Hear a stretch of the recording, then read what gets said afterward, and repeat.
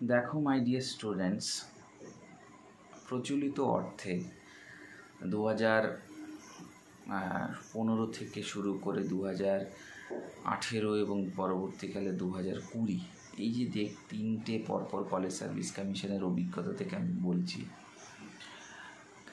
হতে পারে তোমার পিএইচডি নেই, তুমি রানিং ক্যান্ডিডেট, মানে তোমার পিএইচডি অনগোয়িং প্রসেসে রয়েছে। আবার হতে পারে তুমি পিএইচডি করার ক্ষেত্রে তোমার যে কনসেন্ট্রেশন বলো বা যে কনসেন্ট্রেশনটা কমপ্লিটেড। আবার বলতে পারো পিএইচডির ক্ষেত্রে তুমি অনলি নেট এবং সেট কোয়ালিফাইড, এখনও পিএইচডিতে এন্টার করোনি। এই 3 রকম ক্যান্ডিডেট হতে পারে কলেজ সার্ভিস কমিশনে যারা ইন্টারভিউতে যায় ফর অ্যাসিস্ট্যান্ট প্রফেসর। তো এই 3টে ফেজের মধ্যে দেখা যাচ্ছে যাদের পিএইচডি ক্যান্ডিডেট কমপ্লিটেড তারা সিলেকশন পায়নি, রানিং ক্যান্ডিডেট পেয়েছে। এবং আবার হতে পারে এরা দুজন পায়নি, অর্থাৎ রানিং যারা পেয়েছে তারাও পায়নি, আবার পিএইচডি যাদের কমপ্লিট রয়েছে তারাও পায়নি। পেয়েছে কে? যারা হয়তো নেট কোয়ালিফাইড করেছে তে পেয়েছে। এর তফাৎটা কি? এর তফাৎটা হচ্ছে তোমার বক্তব্য, তোমার প্রেজেন্টেশন, ইন্টারভিউ বোর্ডে তুমি নিজেকে এমনভাবে সেই ক্যান্ডিডেট জাহির করেছে তার সিলেকশানটা সে হয়ে গেছে। কারণ কলেজ সার্ভিস কমিশন একটা জিনিস বলেছে যে তুমি যে ফেজে থাকো না কেন, you are eligible. If you are SET or NET qualified then you are eligible for this interview for assistant professor.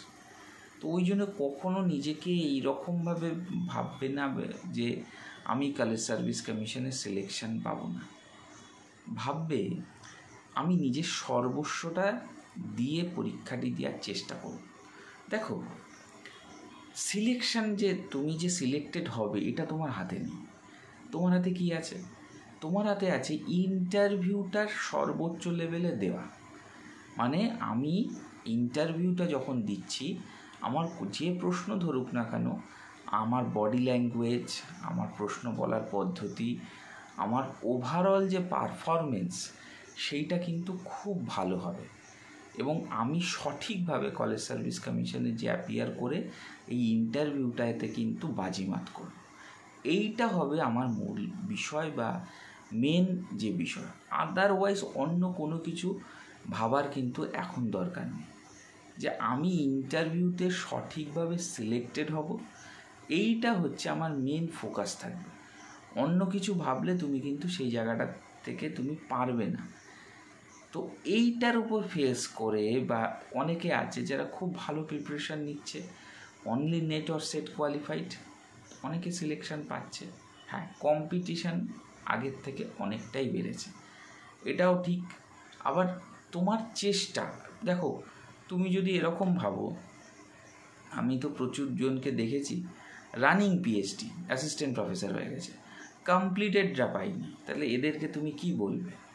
তো এই জন্যে পিএসসি হোক বা ডাব্লিউবিসিএসসি হোক, তোমার চেষ্টাটা সর্বোচ্চ লেভেল করো।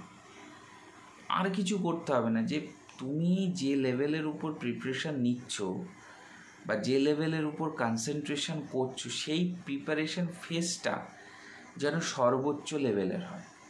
তাহলে কিন্তু তুমি কিন্তু সিলেকশন পাওয়া থেকে, তোমাকে বিশ্বাস করো, কেউ আটকাতে পারবে না।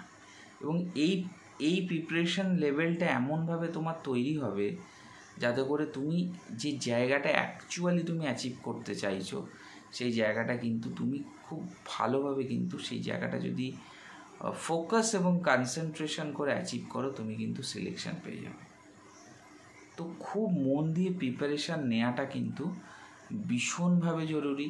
খুব মন দিয়ে কনসেন্ট্রেশন করাটা এটাও ভীষণভাবে জরুরি। আদারওয়াইজ প্রিপারেশান লেভেল বা প্রিপারেশান ফেজে যে জায়গাটা তুমি অ্যাকচুয়ালি অ্যাচিভ করতে চাইছো, সেই জায়গাটাকে কোনোভাবে চেষ্টা করবে না যে আমি এই জায়গা থেকে বাজিমাত করে অন্য একটা পজিশন বা অন্য একটা ফিল্ডে যাওয়ার চেষ্টা করব। ফোকাস করবে এবং নিজের সর্বোচ্চ লেভেলে কিন্তু ইন্টারভিউ দেওয়ার চেষ্টা করবে। এমন কোনো উপায় বা পদ্ধতি অবলম্বন করো না যাতে করে তুমি গাড্ডায় পড়ো। তোমার চেষ্টাটা সর্বোচ্চ লেভেলে হোক, আর কিছু চাই না। যে তুমি তোমার সর্বোচ্চ লেভেল দিয়ে প্রিপারেশান নিয়ে চেষ্টা করেছো, দেন সিলেকশান পেয়েছো কি পাওনি সেটা ব্যাপার না, কিন্তু তোমার চেষ্টাটা 100% থাকবে। দেখবে অবশ্যই কিছু না কিছু বা কোনো না কোনো মাধ্যম দিয়ে তুমি কিন্তু জিতবে।